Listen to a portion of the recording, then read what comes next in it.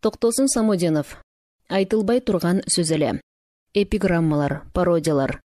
Китеп тең мүмкүнчүлүктөр социалдык борборунун студиясында жазылып даярдалды. Окуган Умсунай Өсөрова. Бишкек 2024. Көңүлү таза көркөмсүн. Улуу орус акыны Пушкин Фаусту жазган жанга башымды эмен, ошентсе да эпиграмманы сүйөмүн деп деген айтпаса керек.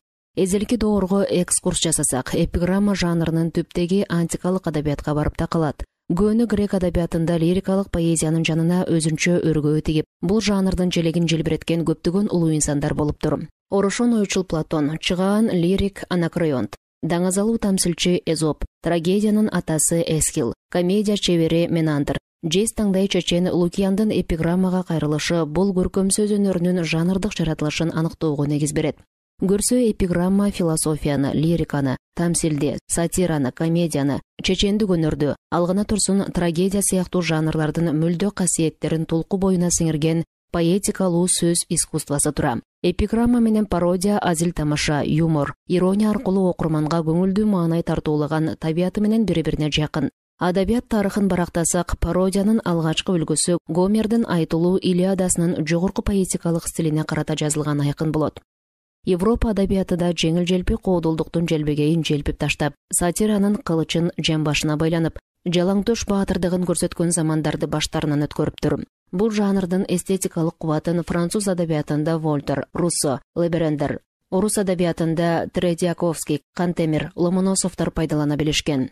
Ал эми Пушкин менен Некрасовдордун мезгилинде 4 сап эпиграммалар алчыланган аргымактар чегилген 4 дөңгөлөктүү арабадай калтуранын төбөсүнөн тепсеп өткөнүнө адабият тарыхы күбө.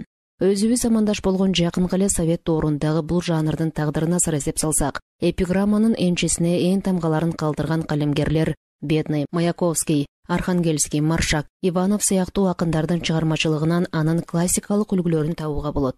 Өзүбүздүн улуттук адабиятка келсек, эпиграмманын эшигин ачкан акындардын көч башында Медин Алыбаев турат десек калыстык болор. Акындын өз мезгилинде жазган адабияттык парады айтылбай турган сөз эле, айтылып кетти өз эле тариздеги адабий сындын өзгөчө көрүнүшү болгону белгилүү. Профессионалдык адабиятта көп эле акындардын бири-бирине жазган арноо орларынан эпиграмманын айрым элементтерин табууга болот. Бул жанрга ат тезгенин атайлап бургандардын бири акындыгынан сынчылдыгы, сынчылдыгынан акындыгы кем эмес Салижан Жигетов. Дарбыздан дарбаган сөз пародия түрмөгүн окуган окурман ага жылмаюу менен таңданары шексиз. Азыркы адабият айдыңында профессионалдык эпиграмма, пародия жанрларынын кош тезгенин бекем кармап, көп жылдардан бери көңүлү таза көркөм сын жаратып келаткан акын Токтосун Самодинов. Ал ар бир өнөр адамынын чыгармачылык устаканасына эшигин тыкылдатпай баш багып, алардын жазуу стиль манерасына, пенделик кулк мүнөзүнө, жүрүш турушуна юмор, сатира, ирония боектору сүртүлгөн штрихтер аркылуу окурманын айтса айтпаса төгүнбү дегизип, бир бырс күлдүрүп алат. Кан майданда жалгыз калган жоокер сыяктанган сынчы Кадыркул Даутовдун бүгүнкү момураган кебетесине Токтосун Самодиновдун соңку кезде Кадыркул жазгандарга кубанбайт, бирок түйгөн муштумун чөнтөгүнөн чыгарбайт деген чымчыкейи Медин Алыбаевдин Өмүркул Жакишевге арнаган калтуранын кашка чымыны учуп жүрөт тыңылдап, кээ бирөөлөрү сынчылардын тимеле мурдуна конот ырырдап деген бир кездеги эпиграммасын эске салат. Мезгил өтүп, күндөр айга, айлар жылга, жылдар доорго алмашканда, бир кездерде сөз өнөрүнө кызмат өтөгөн калемгерлердин бейнесине серп салуу сааты келсе, аларга арналган эпиграмма, пародиянын чоң жардамы тиеринде шек жок. Кайсы бир таанымал калемгердин тагдыр таржымалына кызыккан бүгүнкү жаш окурман, орус адабиятындагы Вересаевдин Пушкин в жизни, Гоголь в жизни деген изилдөөлөрү сыяктуу өнөр адамынын күндүлүк турмушундагы пенделик майда барат өмүр жашоосун саймедиреп баяндаган эмгекти таба албайт. Анткени мындай изилдөөлөр улуттук адабиятта мемуар сыяктуу бешиктеги чагынан бечел калган жанр.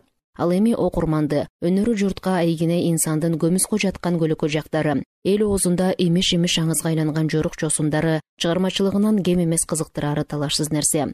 Ушул кенемтени бизге Токтосун Самодиновдун эпиграмма, пародиялары кандайдыр бир даражада толуктай алат. Ал сөздүн наркы менен конуна айрыкча маани берген калемгер. Бул касиет пародияларында эле эмес, лирикалык кайрыктарында да кадыресе жарктай түшөт.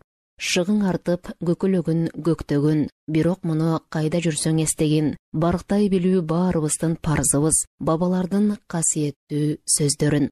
Токтосун Самудиновдун сөзгө аяр мамиле жасоо чеберчилиги биринчи эле жыйнагынан көрүнгөн. Курулай ооз көптүрүүдөн заарканган акындын замандаш курбуларына кайрылып, мекенди сүйүү жетишсиз, сүйгөндөй болсун ал сени дегени гезит менен трибунадан тынбай жаңырган декларативдүү, жадатма чакырыктардан канчалык жогору.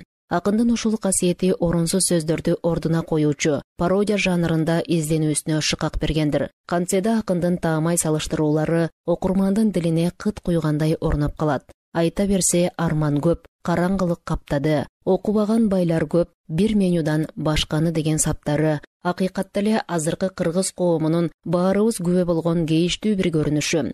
Эгер кашкайган чындыкты батыл айтсак, мээлеген предметин Токтосун Самудиновдой жөнөкөй да, ирониялуу да, күлкүлүү да сүрөттөө ар бир эле калемгердин колунан келчү нерсе эмес.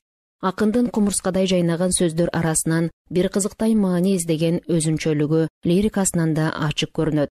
Айталы, өмүр өлүм жөнүндө кимдер гана жазбаган. Анын бүтүндөй карама-каршылык философиясын болгону 4 сапка батыруу үчүн ырт окуй билүү чеберчилиги аздык кылат.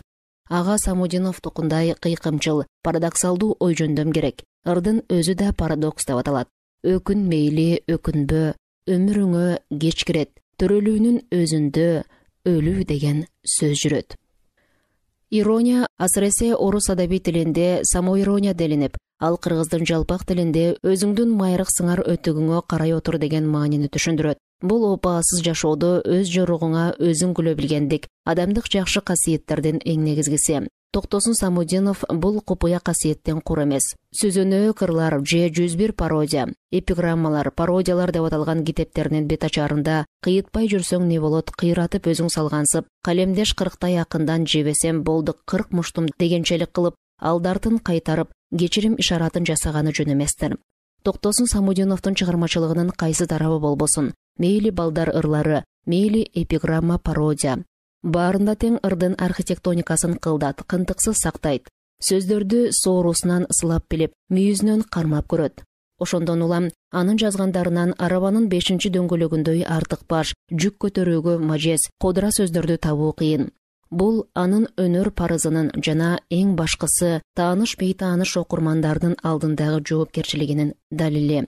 Далил демекчи, менин ушундай байкоолорума Айтылуу Илимпоз агайыбыз Теңдик Аскаровдун Ачык сөз газетасына жарыяланган макаласындагы төмөнкү пикиринин үндөшүп турганын кубануу менен эскергим келет. Токтосун Самудиновду болсо, биз ыр жазуу өнөрүн чыныгы искусствонун деңгээлинде кармай билген, коомдук саясий окуяларды көркөм образдар менен туюнтуунун нагыз маданиятын бекем өздөштүрүп алган, социалдык, коомдук кубулуштарды сүрөттөгөндө ырды жаратуу, жазуу техникасын терең мазмун менен айкалыштыра алган сүрөткөр деп билебиз. Кеп соңунда айтарыбыз, эстетикалык талаптын бийиктигинен туруп, автордун каш кабагына карабай, адилет ачуу сөз айтчу, сын институту каалгасына каршы терши тактай уруп, качантан кеткен академиялык өргүүсүнөн алиге кайта элек азыркы шартта. Токтосун Самудиновдун көңүлү таза көркөм сыны, эпиграмма менен пародиясы, кайрет, улуттук адабиятыбыздын үзүлгөнүн улап келет. Демек, анын кыргыз поэзиясынын кыйрында сыр найзасын көтөрүп жүргөн ак кызматын баалашыбыз керек. Баарынан да ушунусу менен чыгармачыл жаштарга берчү таасирдүү адабий сабагын баалашыбыз керек. Үмүт Култаева, филология илимдеринин доктору, профессор.